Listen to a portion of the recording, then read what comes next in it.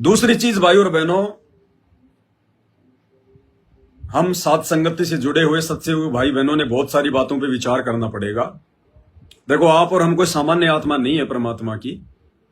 पहली बात तो 8 अरब के आसपास जनसंख्या पूरे विश्व की परमात्मा ने बताई कि लगभग हो चुकी है 8 अरब के आसपास। उस 8 अरब की जनसंख्या में से लाखों को परमात्मा ने 30 वर्षों में अपनी शरण में लिया, और उन लाखों भक्तों में से फिर परमात्मा ने चंद भक्तों को, हजारों की संख्या में भक्तों को साध संगति से जोड़ा। तो आप और हम परमात्मा की विशेष आत्मा है, वो क्रीम है हम। तो ये सारी नियम मर्यादा सब कुछ आप और हमारे लिए है। अब इस समय काल हमारे को उलझाने का पूरा प्रयास करेगा। उलझाएगा उन्हीं को जो अभी तक उलझ नहीं पाए। भाई सतलोक आश्रम वाले तो उलझे पड़े हैं, उनको तो काल ने ढंग से बांध रखा है। जैसे श्री रामचंद्र जी को नाग फांस ने बांध दिया था ढंग से, ऐसे ही सतलोक आश्रम और उनसे जुड़े हुए भक्तों को काल ने ढंग से बांध रखा है। वो तो उलझे हुए हैं। अब जिनको अभी तक वो उलझा नहीं पाया, उनको वो उलझाने का पूरा प्रयास करेगा, सत्सेवकों को।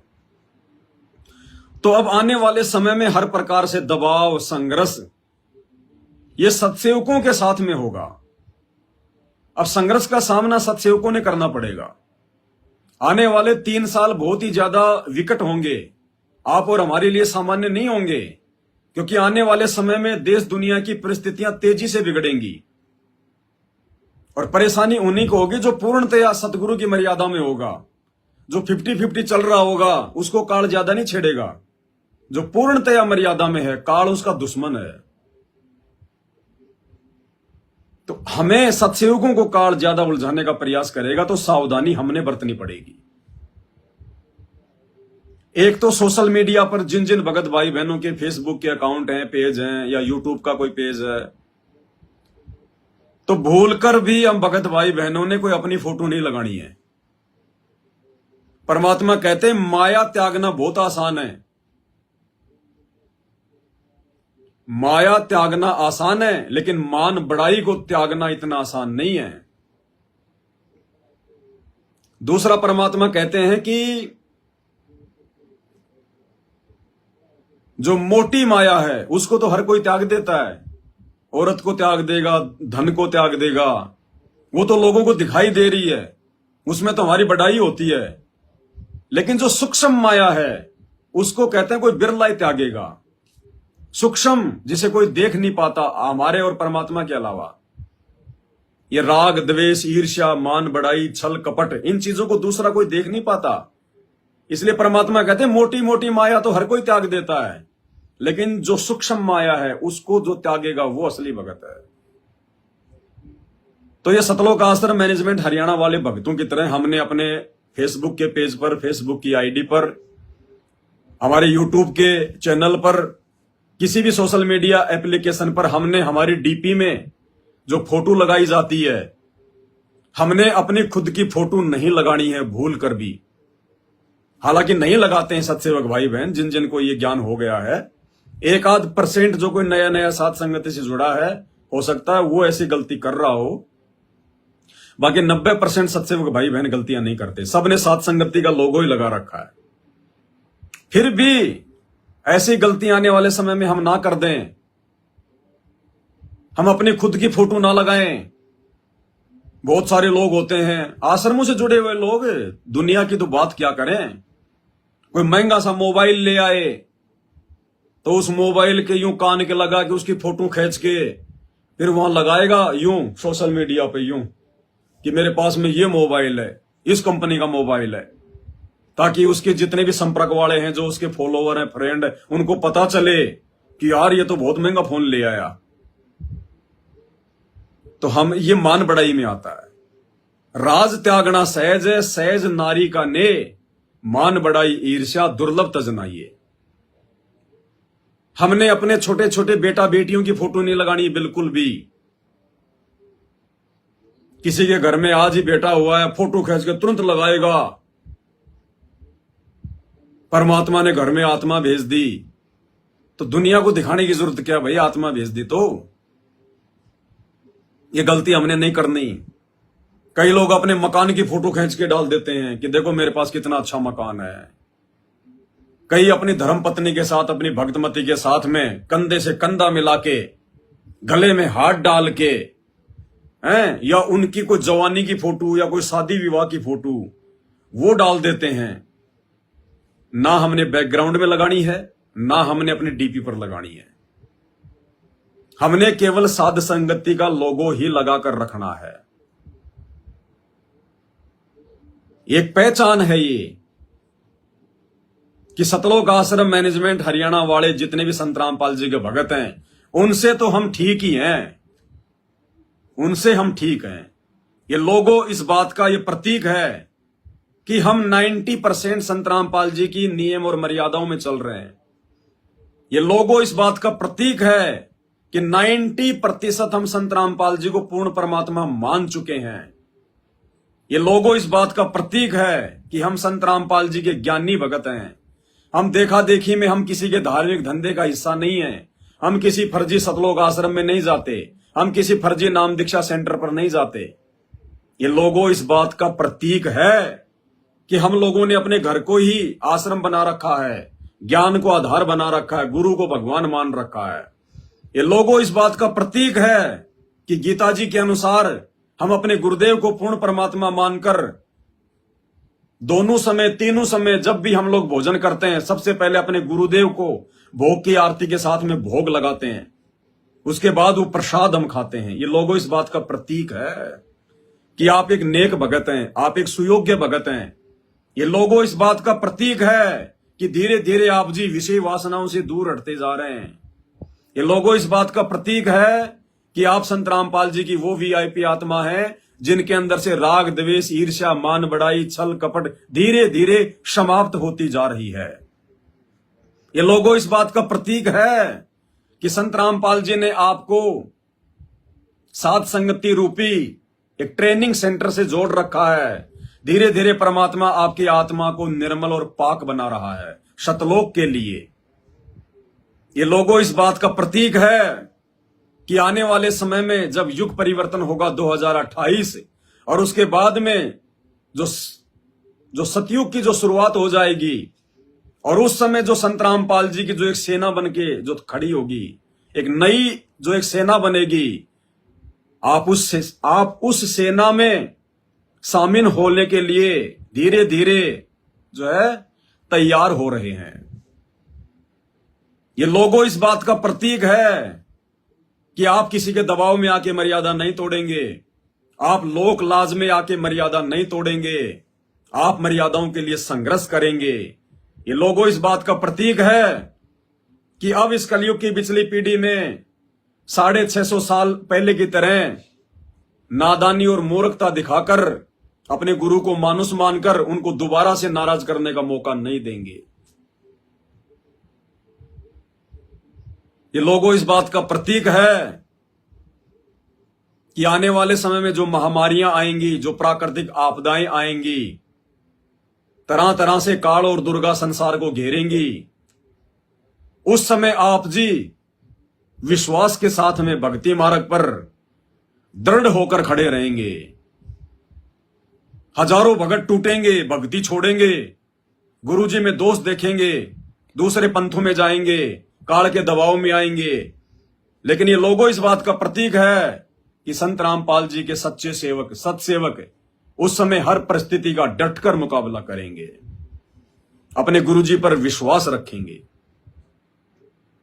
इसलिए हम भगत भाई बहनों ने अपने किसी भी सोशल मीडिया अकाउंट पे उसके बैकग्राउंड में या उसकी डीपी पर केवल साध संगति का ही लोगो लगाकर रखना है।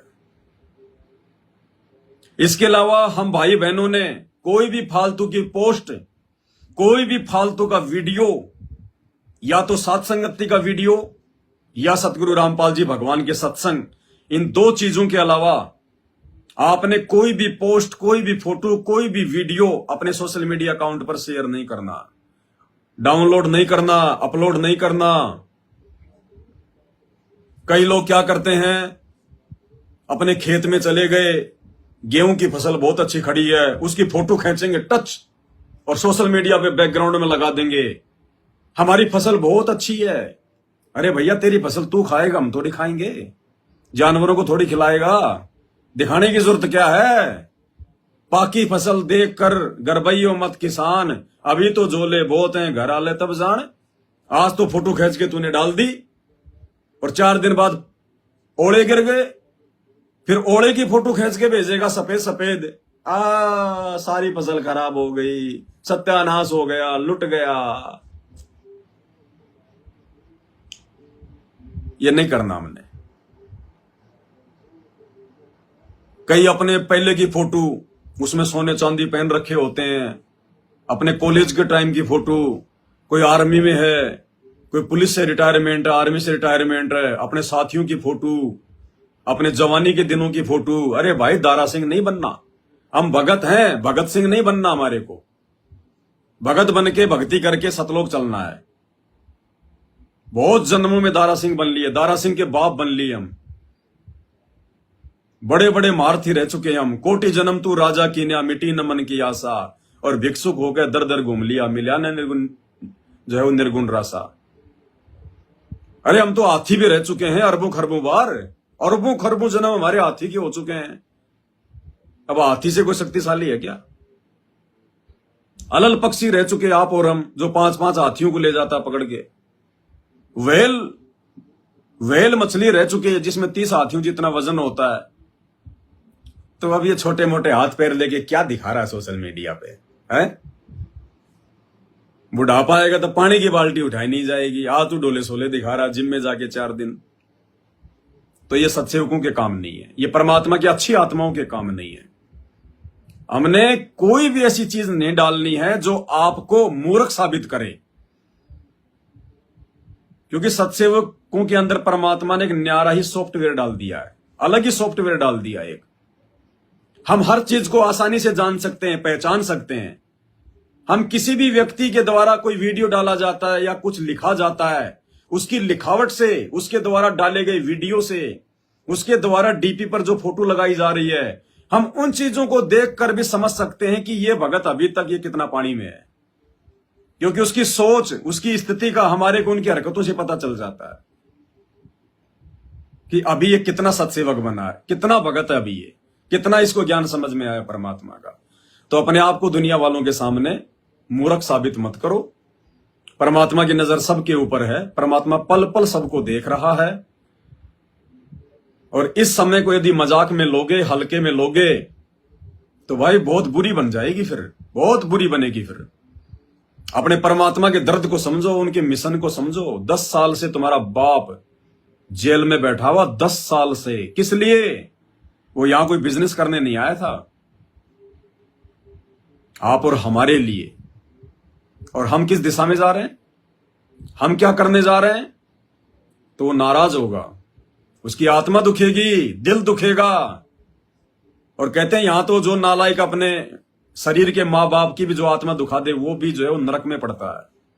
और गुरु, वो तो आत्मा का बाप है, जिन बातन से गुरु दुख पावे, उन बातों को दूर भगावे। यहां तो बहुत भयभीत होकर, डर डर कर कोई भी कार्य करने से पहले रोज परमात्मा को, जब आप जी शाम को, सुबह, दोपहर में, जब भी समय मिलता है, परमात्मा की जो है वो चरण चंपी करते हो, परमात्मा की जो है चरण सेवा करते हो, तो हमेशा भगवान से ये मांगो कि परमात्मा अब कोई गलती ना हो जाए मालिक। अंदर से जब तक हमारी भावना नहीं उठेगी ना, भय नहीं बनेगा कि परमात्मा अब कोई गलती ना हो जाए। ये बंदी छोड़, इस समय यदि कोई त्रुटि हो गई मालिक, ना घर के रहेंगे ना घाट के। परमात्मा अब यदि गलती हो गई तो ये घाव फिर भरने में नहीं आएगा, ये घाव नहीं भरा जाएगा। इतना भय बनना चाहिए। अब तो कुछ भी करने से पहले 10 बार देखना चाहिए, सही है या गलत है, मैं सही करने जा रहा हूं या फिर मैं गलत करने जा रहा हूं। कहीं ये काम करके बाद में मेरे को जो है पछताना तो नहीं पड़ेगा। अब तो इतना सावधान होके हमने इस मार्ग पर चलना है। जैसे परमात्मा कहते हैं ना, जैसे किसी बहन बेटी को बड़ी मुश्किल से पेट में बच्चा हो, गर्भ रहा हो, उसको पता है कि बच्चे को कैसे परिपक्व करना है। तो उस हिसाब से भाई और बहनों, अब हमने साथ संगति से जुड़ने के बाद इस स्थिति में आ जाना चाहिए। अब भले हम लोग जवान हैं, भले ही आप कोई 20 साल के हो, कोई 30 साल के, कोई 40 साल के, लेकिन हमारी जो स्थिति है वो 60-70 साल वाले की हो जानी चाहिए। हमारे को इतना ज्यादा सोच समझकर एक एक कदम रखने की स्थिति में जो है वो आ जाना चाहिए। जैसे बूढ़ा आदमी बहुत सोच सोच के काम करता है ना कोई, ऐसे ही अब हमको उस स्थिति में आ जाना चाहिए, सोच सोच के कि कहीं कोई मर्यादा ना टूट जाए, मेरे गुरुजी मेरे से नाराज ना हो जाएं। मुझे दुनिया से लेना देना नहीं, मुझे संगत से लेना देना नहीं, मुझे तो मेरे परमात्मा से लेना देना है। मुझे जो भी कुछ दिया मेरे भगवान ने दिया, आगे भी जो कुछ देगा मेरा भगवान देगा, निमित्त चाहे वो किसी को भी बनाए। मुझे जन्म उसने दिया, मेरा मोक्ष वो करेगा, मेरे संस्कार उसके हाथ में। हमने उस भगवान से, उस गुरुदेव से डरकर भक्ति करनी है। और उस भगवान ने कह दिया वीडियो में, ऑडियो में, कि बच्चों मैं सबको देख रहा हूं, सबको सबको। तो भाई ये समझ लो, कुछ भी करने से पहले, जैसे हम किसी दूसरे के घर पे जाते हैं और वहां अगर सीसीटीवी कैमरा लग रहा है और सामने चाहे लाख रुपए पड़े हो, 1 रुपया भी उठा के जेब में नहीं डालता आदमी। कोई भी ऐसी वैसी हरकत नहीं करता कि वो देखेगा बाद में। तो ऐसे ही इस परमात्मा का सीसीटीवी कैमरा सूक्ष्म है, अदृश्य है, हमारे शरीर के अंदर ही लगा हुआ है। वो सीसीटीवी कैमरा तो खाली बाहर का देखता है, परमात्मा वाला अंदर बाहर सब देखता है। मन में क्या सोच रहे हैं, क्या करेंगे, सब कुछ देख रहा है वो परमात्मा, सब जानता वो, हमारी आगे तक की जानता है। जो बातें आज हमने सोची भी नहीं है वो भी जानता है परमात्मा कि हम क्या करने वाले हैं। इसलिए परमात्मा से डरकर हर प्रकार से हमने भगत बन के रहना होगा। अपने सोशल मीडिया अकाउंट्स के ऊपर कोई भी अभद्र पोस्ट, किसी भी प्रकार की कोई फोटो वगैरह, फालतू की कोई खेत खलियान की फोटो, गाड़ी घोड़ों की फोटो, बेटा बेटी की फोटो, खुद की पुरानी फोटो नहीं डालनी।